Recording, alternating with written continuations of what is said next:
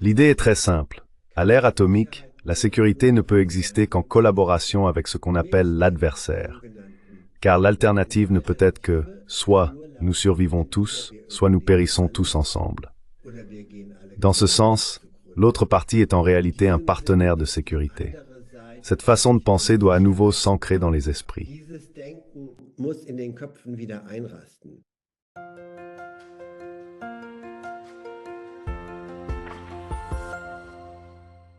Hallo zusammen. Pascal hier von Neutrality Studies. Bonjour à tous, ici Pascal de Neutrality Studies, et aujourd'hui je parle pour la deuxième fois avec le Dr Leo Hensel, un chercheur allemand spécialisé dans les conflits, avec une expertise dans l'espace post-soviétique et l'Europe de l'Est. Le Dr Hensel a récemment publié un manifeste ou un document pour stimuler la réflexion sur l'Europe et le problème inextricable que tout le continent se dirige actuellement à toute vitesse vers plus de guerre.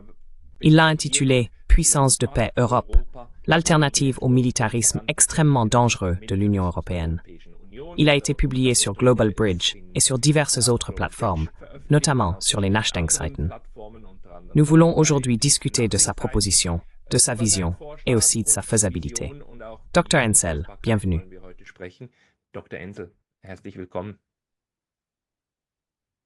Bonjour, merci pour l'invitation. Léo, tu as proposé ici une contre-proposition à ce que l'Union européenne mène actuellement comme politique. Tu l'appelles « Europe, puissance de paix ». Pourrais-tu nous expliquer pourquoi ce document devient nécessaire maintenant et ce que tu y proposes?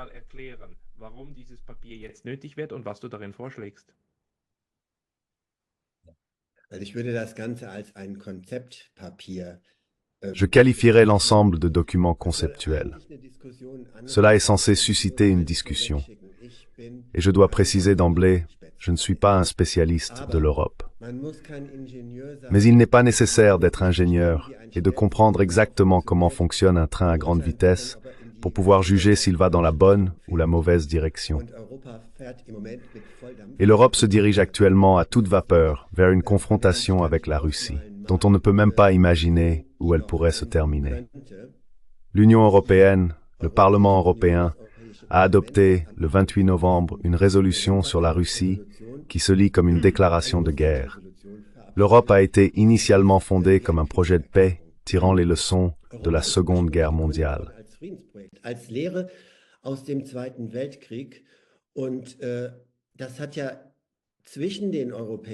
Et cela a également très bien fonctionné entre les États européens. Mais l'Europe se transforme actuellement vers l'extérieur en une puissance militaire, en une organisation belligérante qui a complètement oublié le mot diplomatie. Et mon objectif est de créer un espace de réflexion alternatif, un espace de discussion dans la direction exactement opposée, à savoir en direction des racines de l'Union européenne, à rouvrir. C'est pourquoi, parce que l'Europe a été fondée en tant que puissance de paix, j'ai appelé ce document conceptuel « Puissance de paix Europe ». Et il se veut également une précision d'un terme qui, de manière intéressante, revient sans cesse au niveau international et au-delà des partis.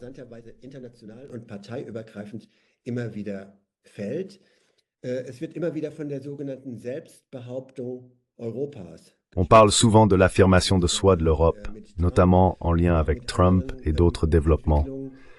Ce terme n'est jamais précisément défini. Il reste délibérément vague. Que signifie l'affirmation de soi de l'Europe? Voulons-nous devenir une puissance nucléaire, peut-être sous le parapluie de protection de la France et du Royaume-Uni, éventuellement avec de nouveaux États nucléaires, peut-être même l'Allemagne à la fin? Est-ce ainsi que l'Europe est censée s'affirmer? Ou voulons-nous nous concentrer sur nos intérêts européens? Quels sont nos intérêts européens? Cela ne peut être que de vivre ensemble pacifiquement sur un continent avec nos voisins.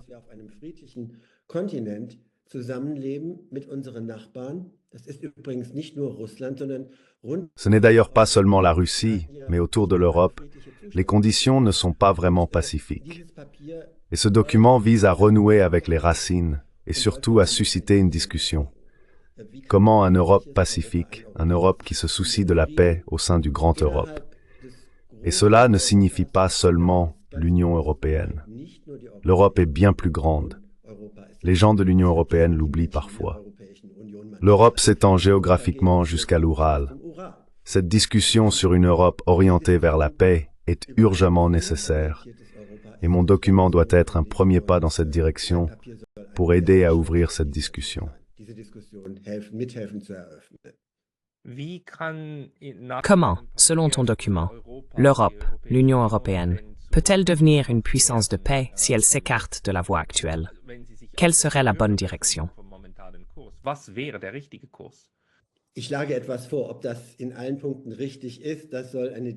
Je propose quelque chose, que ce soit correct sur tous les points, c'est à une discussion de le décider.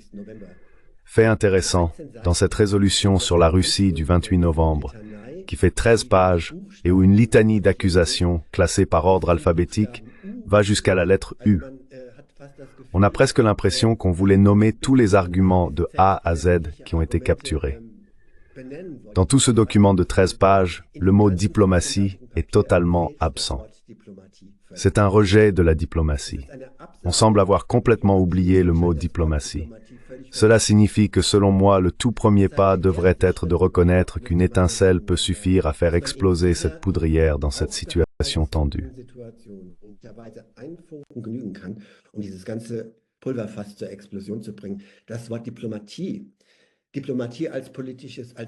Le mot diplomatie. La diplomatie en tant qu'action politique par excellence, pour résoudre les conflits, ou mieux encore pour les prévenir à l'avance, redécouvrir cela. Ce serait le point numéro 1. Le deuxième point, je dirais, est que l'Europe s'engage pour un monde démilitarisé. Maintenant, l'Europe elle-même n'est pas une puissance nucléaire, à l'exception de la France qui l'est en effet, mais en tant qu'Union européenne, elle ne l'est pas. Et les grands accords de contrôle des armements et de désarmement ont été conclus, surtout pendant la Première Guerre froide, entre les deux superpuissances, les États-Unis et la Russie.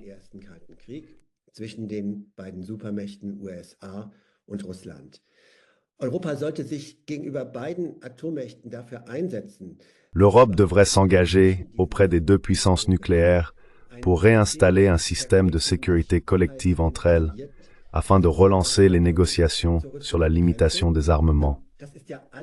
Tout cela a été annulé au cours des 25 dernières années, presque toujours à l'initiative des États-Unis, à quelques rares exceptions près. Cela a commencé avec le traité ABM, que les États-Unis ont dénoncé fin 2001 à la suite du 11 septembre. Cela a continué ensuite. Donald Trump a dénoncé il y a 5 ans et demi, le traité INF sur les missiles à portée intermédiaire entre 500 et 5500 km. C'était le traité de désarmement le plus important et le plus grand de l'histoire mondiale.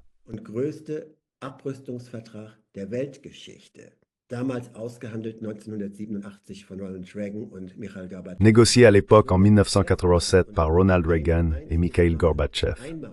Pour la première et unique fois, une catégorie entière d'armes, et la plus dangereuse, a été démantelée, complètement démantelée. Et un régime de contrôle sensationnel, comme on l'appelle, a été introduit. Cela signifie que ce traité nous a protégés pendant 30 ans, en Europe, des dangers de la guerre nucléaire.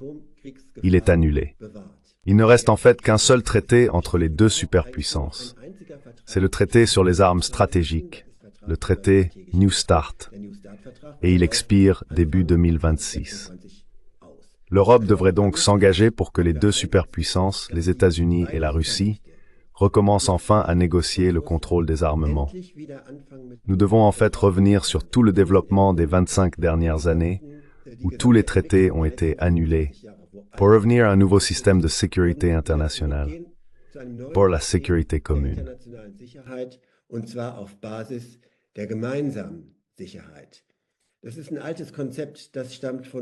C'est un vieux concept qui vient d'Olof Palme, de Mikhail Gorbatchev, en Allemagne, d'Egon Bahr et de Willy Brandt.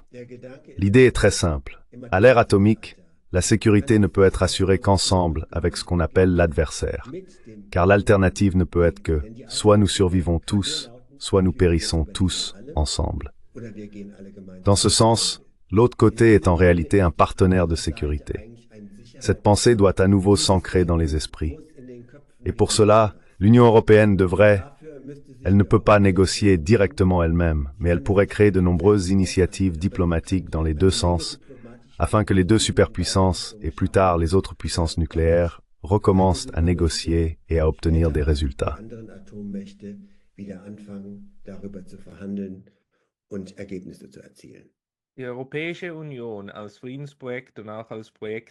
L'Union européenne, en tant que projet de paix, et aussi comme projet de réconciliation du continent, serait en fait prédestinée à le faire. Et les Européens l'ont déjà fait. Donc je voudrais rappeler à tous les téléspectateurs, Helsinki 1975. Le processus de la CSCE, une immense réussite de réconciliation, de désarmement et de diplomatie. En 1990, l'acte final de Paris. Il y est même décrit que la sécurité ne peut aller de pair qu'avec les Russes, et que nous entrons maintenant dans une ère de paix.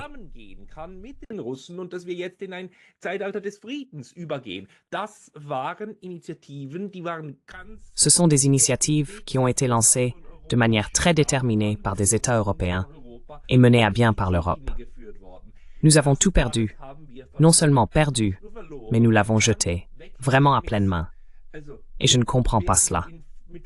Et je sais que ton document porte sur une perspective d'avenir.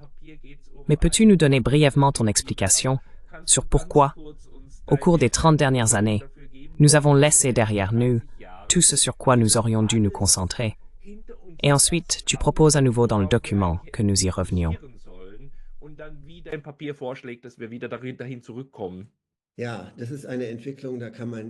Oui, c'est un développement qui peut, selon l'humeur dans laquelle on se trouve, soit faire éclater en larmes, soit provoquer une crise de colère. Nous étions en effet très avancés. Et c'était surtout, on le pense après coup, le résultat de la politique sensationnelle de Mikhaïl Gorbatchev. Il a également formulé une belle expression qui pourrait à nouveau nous aider maintenant, à savoir la formule de la maison commune européenne. Il était bien entendu que l'Europe, en tant que continent entier, n'était pas seulement à l'époque l'Union européenne, sous cette forme n'existait pas encore, c'était encore la CEE, mais que la Russie faisait en quelque sorte partie de cette maison européenne commune.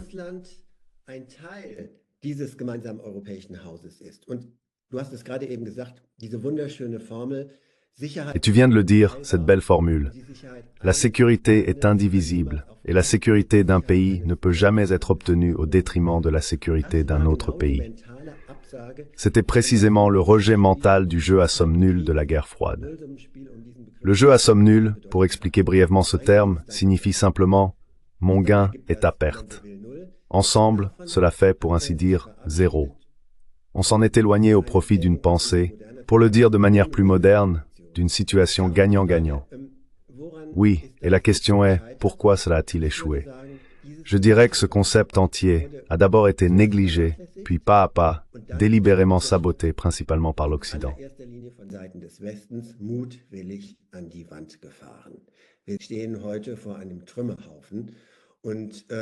Nous sommes aujourd'hui face à un tas de décombres, et disons que tous les traités de contrôle des armements et de désarmement de l'époque de ce que j'appelle maintenant la première guerre froide.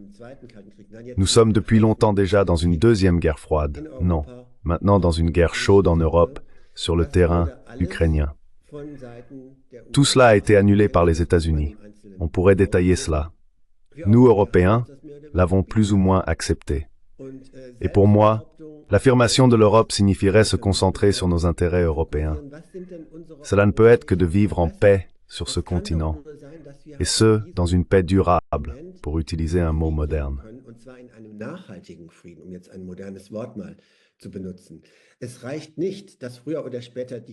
Il ne suffit pas que les hostilités en Ukraine prennent fin tôt ou tard. Je prie pour que cela se produise le plus rapidement possible. Mais même alors, nous n'aurons pas automatiquement des conditions pacifiques en Europe. Il est très probable que l'Ukraine devienne, on pourrait dire, l'Allemagne divisée ou la Corée divisée dans ce nouveau guerre froide 2.0. Cela signifie qu'un mur de Berlin sera pour ainsi dire déplacé de 1500 km vers l'est, divisant l'Ukraine du nord au sud. La seule question est de savoir où. Cela dépend des gains territoriaux russes. Si Trump devait au moins geler ce conflit.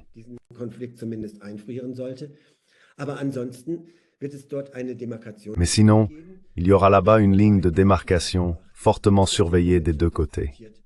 Il est déjà question actuellement de déployer des troupes provenant d'États membres de l'OTAN.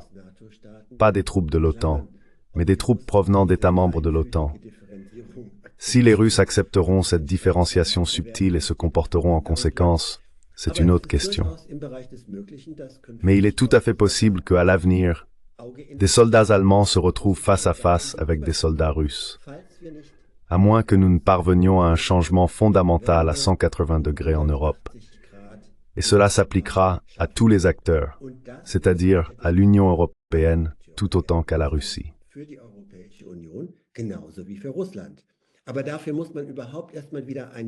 Mais pour cela, il faut d'abord ouvrir un nouvel espace de réflexion. Et la bonne nouvelle, c'est que la roue n'a pas besoin d'être réinventée. Nous avons déjà eu tout cela. Nous devrions simplement y retourner. Mais cela signifie bien sûr que nous devons commencer à miser à nouveau sur la diplomatie et reconstruire la confiance entre les deux parties à un rythme millimétré. La confiance est le capital par excellence lorsqu'il s'agit de diplomatie. Et la confiance, nous le savons tous, est très difficile à construire et très rapidement détruite. Malheureusement, nous sommes ici à un point où la confiance est à zéro.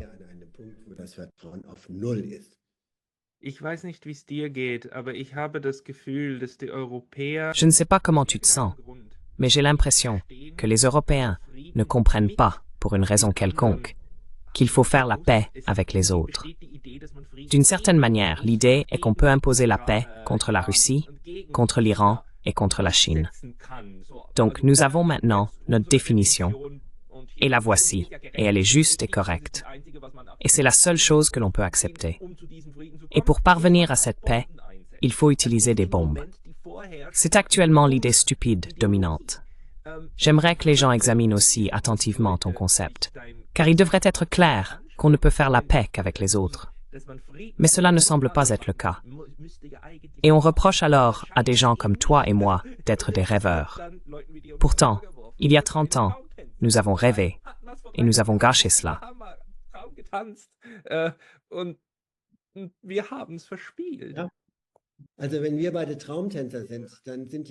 Alors, si nous sommes tous les deux des rêveurs, alors les gens au Parlement européen sont les députés cauchemardesques.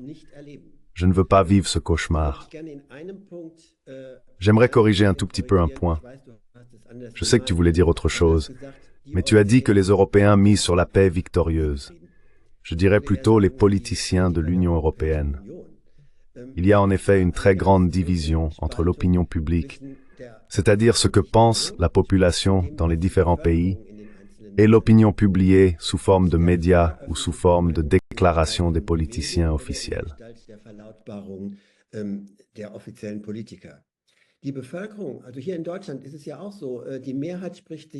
La population, ici en Allemagne, est également majoritairement en faveur des négociations depuis des années. Les médias voient cela différemment et font pression dans la direction opposée. En Italie ou en Espagne, les gens s'intéressent beaucoup moins à toute cette guerre et veulent encore moins y être impliqués. Et il y a aussi d'autres pays. L'Union européenne n'est pas unanime.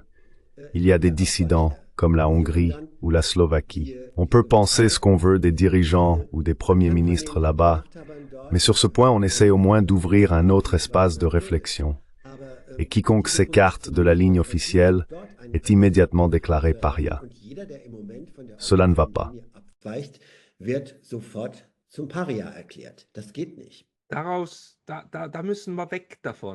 Nous devons nous éloigner de cela. Léo, raconte-nous brièvement quelque chose pour conclure. Quel est ton concept? Quelle est la chose la plus importante à garder à l'esprit? Ou où ton concept veut-il aller pour sa mise en œuvre?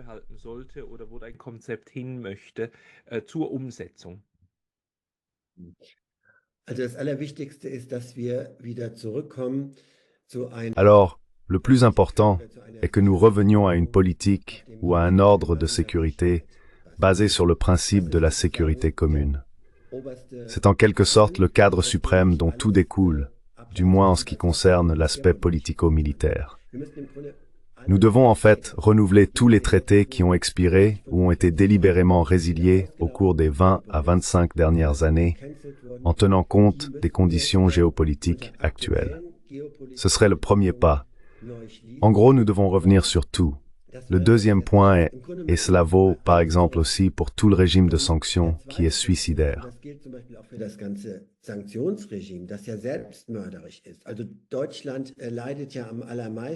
L'Allemagne souffre le plus des sanctions avec lesquelles nous essayons, de manière mégalomane, de forcer la Russie à genoux. Non, pour ruiner la Russie, comme notre ministre des Affaires étrangères l'a dit peu après le début de la guerre. La situation est exactement inverse. La Russie ne souffre pas des sanctions. La Russie n'est pas non plus isolée. Il suffit de voir que la dernière conférence des BRICS a eu lieu en Russie, à Kazan. Mais notre économie est en train de s'effondrer.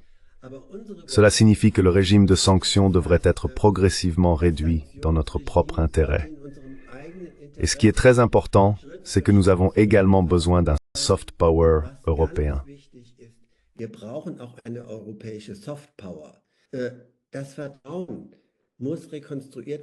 La confiance doit être reconstruite.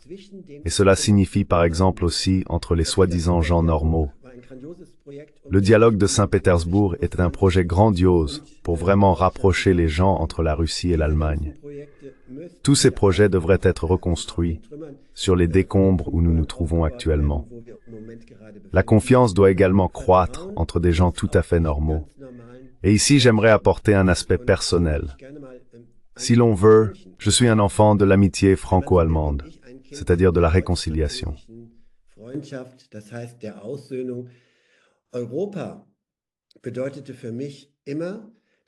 L'Europe a toujours signifié pour moi que je n'ai pas à pourrir en tant que soldat dans une tranchée, que je n'ai pas à tuer des soldats français et que je ne serai pas tué par des soldats français.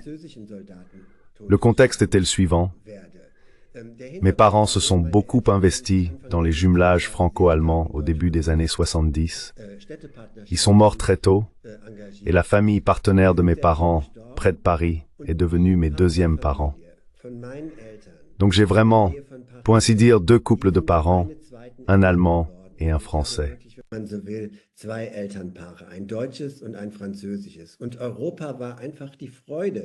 Et l'Europe était simplement la joie de ne pas devoir partir en guerre, mais de pouvoir aller à Paris à la place et de recevoir un magnifique repas français servi par ma mère française avec un bon vin.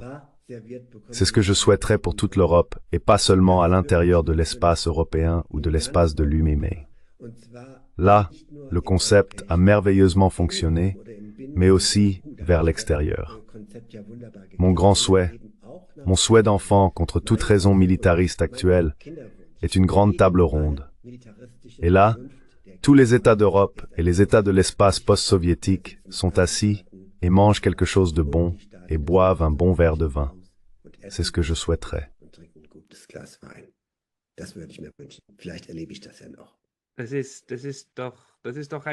Peut-être que je vivrai encore cela. C'est un rêve qui vaut la peine d'être vécu et dansé. Cher Léo Hensel, je te félicite, et je vais bien sûr lier le texte dans la vidéo, et je recommande à tous de bien en prendre note. Léo Hensel, merci beaucoup pour ton temps aujourd'hui. Merci pour Dharavir.